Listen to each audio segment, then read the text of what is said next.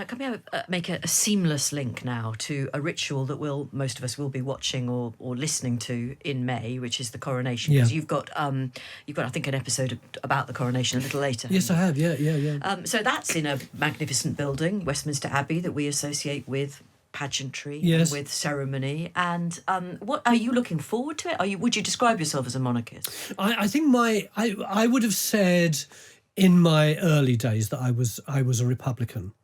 I think my attitude is more complex than that. I recognise that throughout my life, this rather extraordinary, demure woman who was our Queen actually did an extraordinary job on holding our country together at a time when it could have fractured much more than it did. I also recognise that there is a great deal of love and affection, both for her and the kind of pomp that surrounds her.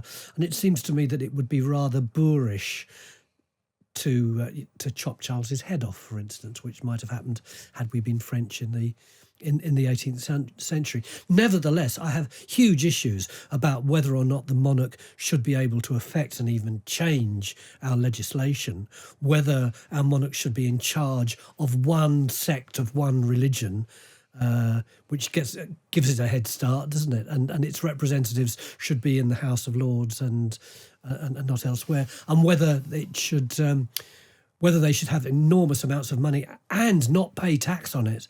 All of those things I worry me intensely. Do you think all of that is about to change? Who knows? You would have said so as far as Charles was concerned some time ago, but an awful lot of radicals, when they get into positions of authority, do tend to swing to the right a little.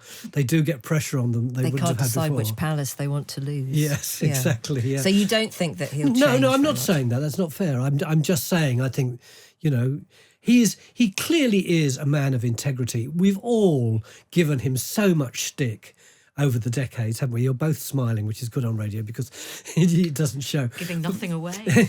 But he did seem a bit of a twit. All the stuff that he was saying about what is now a central issue to us, the environment, just seemed like a mad old man talking to trees. And now an awful lot of what he said was profoundly prescient. And although I don't necessarily agree with him about modernist architecture, nevertheless, the fact that he was continually looking at the world around him, thinking of, I'm never going to be able to say this word, ecumenicalism, is that? Ecumenicalism. Yeah, in a way that a lot of people weren't previously. Thanks. It was lovely the way you both helped me out on that one. Yeah, well, we're really professional. we just keep it quiet. If you enjoyed that, what should people do? Well, the best thing would be if you could listen to us on Times Radio, Monday to Thursday, 3 till 5, Jane and Fee.